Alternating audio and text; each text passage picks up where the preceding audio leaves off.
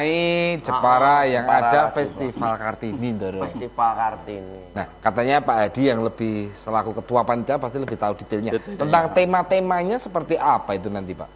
Ya, tema besarnya Festival Kartini adalah dengan semangat Kartini kita kembangkan ekonomi kreatif ya, atau industri kreatif.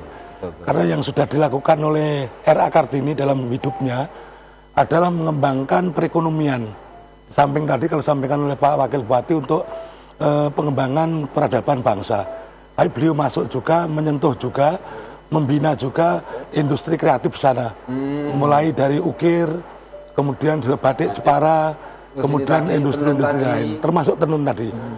Kemudian Kartini juga sudah melakukan pameran waktu itu, ketika beliau masih usia 16 tahun, beliau sudah mengirim karya-karya dari Jepara ke Belanda. 16 tahun, Kartini udah pameran. Ya, di Belanda. RA Kartini sudah bikin IO, terus bikin pameran. Ya. Pamerannya di Belanda. Pamerannya di mana? Di Belanda. Wis internasional. IO wis internasional loh. Dan memang sempat mencuri perhatian Ratu ya waktu itu. Kemudian Ratu memperhatikan Kartini, kemudian suatu saat kemudian Ratu membuat sebuah lembaga perdagangan dan bekerja sama dengan Kartini. Waktu itu kemudian ukir berkembang.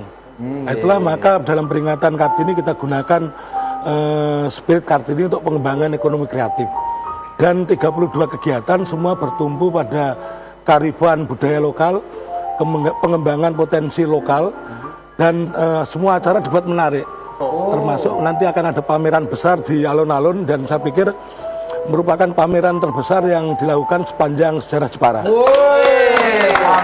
Pameran terbesar yang dilakukan dalam sejarah Jepara. Untuk pangan boleh momone bal, wah gede dhewe.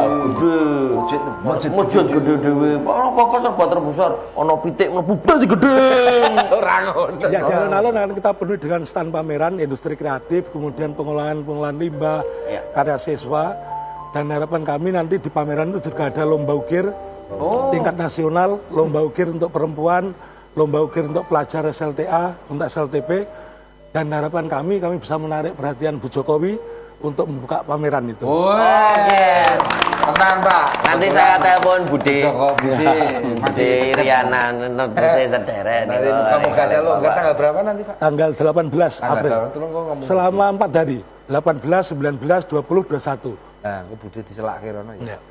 Enak iso ning Jakarta. Dan samping itu nanti ada pagelaran wayang setiap malamnya, kemudian ada ketoprak, kemudian ada opera Kartini, kemudian ada Jepara Cultural Festival. Itu yang saya tunggu, Jepara Cultural Festival. Benar-benar nguri-uri kabudayaan. Wah, ini eventnya pasti akan sangat terlihat luar biasa dalam pikiran saya, Pak. Ini saya harus ikut berpartisipasi. Daftar lah, udah naik gunung. Iya, minimal seminggu.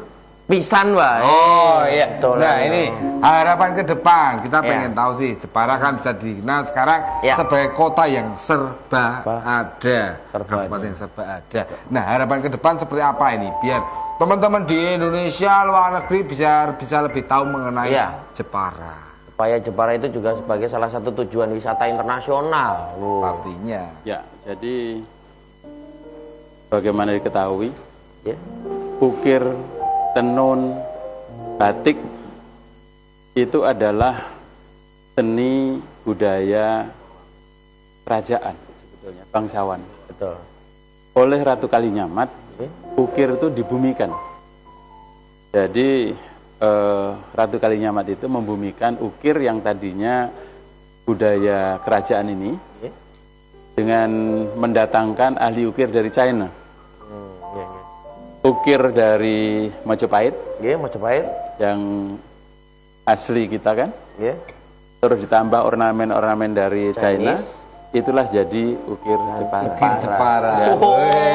Ternyata ukir Jepara itu, Jepara ini selalu penuh dengan dinamika. Dinamika. Ratu Kalinyamat telah membumikan tadi. Raden Ajeng Kartini memasarkannya. Wah, berarti jadi Raden Ajeng Kartini itu merupakan mengembangkan selain tadi perjuangan di bidang politik, tapi juga bidang ekonomi tadi.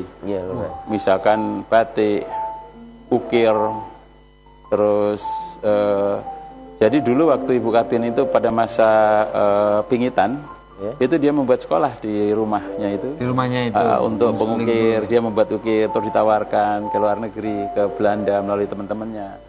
Batik juga dikirimkan, gitu kan. Nah, itu memang selalu ada up and down ya. Jadi Ratu Kalinyamat dulu, Ibu Kartini. Nah, sekarang ini gelombangnya adalah memasarkan lebih internasional lagi. Oh, iya. Nah, karena sekarang ini seni-seni tadi, ukir, tenun, batik, monel, anyaman, itu udah menjadi denyut nafas kehidupannya orang Jepara. Maka pameran yang diadakan itu tidak lagi ke pasar lokal, tapi kita akan menjadikan Jepara ini pasar gitu. Jadi pusat. Jadi bukan kita yang keluar, tapi biar mereka orang yang datang ke kita. Nah, itulah. Keren sekali lagi, tepuk tangan ya. Istilahnya jadi atmosfernya. Jadi biar orang datang ke ya. Makna dari Festival Kartini itu adalah menghadirkan buyer. Kalau tadi Pak Hadi mengatakan branding Jepara, bahwa branding Jepara itu adalah Jepara itu supaya diketahui masyarakat sebagai daerah industri. Oh yes. Nah, kalau kita udah dikenal sebagai daerah industri, maka tingkatan berikutnya itu akan positioning. Betul. Kalau Anda cari tenun, nggak usah jauh-jauh kemana-mana, datanglah ke Jepara. Jepara. Ya, terima kasih Pak Bupati, Pak Hadi Prianto. Terima kasih. Sudah hadir di sini. Terima kasih. Sudah memberikan pencerahan bahwa saya Jepara kota yang indah. Patut Nanti Gini foto-fotonya gini foto. Nanti cepet. Jadi pada kesempatan ini saya ngundang kepada seluruh warga masyarakat, janganlah hidup ini merugi. Betul. Karena tidak datang ke Jepara. Jangan sampai jadi orang yang rugi karena Anda tidak datang ke Jepara. Dan dari obrolan kita dari awal segmen hingga akhir segmen tadi dapat ditarik kesimpulan bahwa saya betul. Iya, tetap. Kemajuan bukanlah karena memperbaiki apa yang telah kita lakukan, tapi mencapai apa yang belum kita lakukan. Itulah Jepara, Dan saksikan terus di media TV setiap hari Senin, Selasa, Rabu, Kamis, Jumat, Sabtu Minggu, Baik, jam loro awan neng TA TV mantep. Ini ada bintang tamu kita Mas Hadi. Hadi monggo. Monggo Bapak. Ya.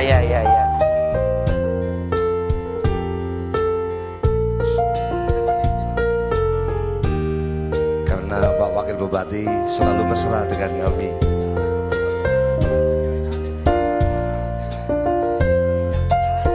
Suatu hari dikala kita duduk di tepi pantai